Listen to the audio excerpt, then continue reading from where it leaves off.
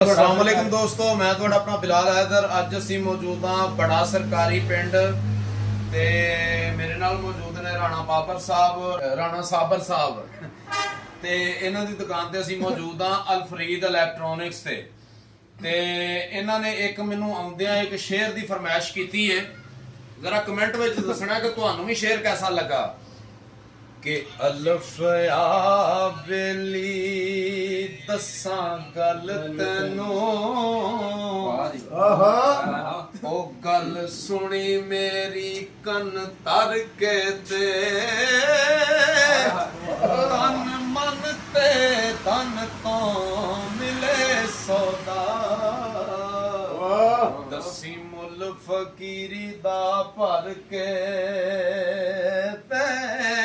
माला दिल दी फेरनी हर वेले ओनू याद करना चुप करके ते ओ अखां बंद नज़ारियां विच रहना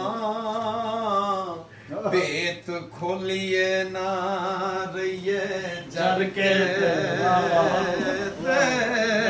सुभान अल्लाह।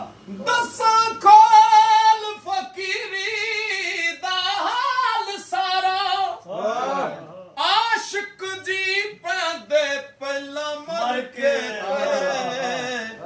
ओ फिर मरे केड़ा ना कोई मारदा है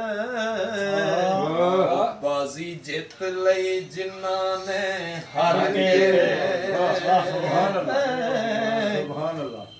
डिठा समुद्रों राज डूंगा विरले लगदे नी बन्ने तर के ते मुहम्मद शफी नसीब जे होण चंगे ते अल्लाह वालियां विच बईए रल के।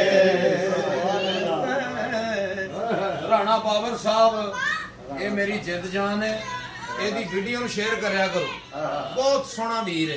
ਰਾਣਾ ਇਹ ਕਦੇ ਇਹਦੇ ਨਾਲ ਯਾਰੀ ਲਾ ਕੇ ਵੇਖੋ ਚੱਸ ਆ ਜਾਏਗੀ।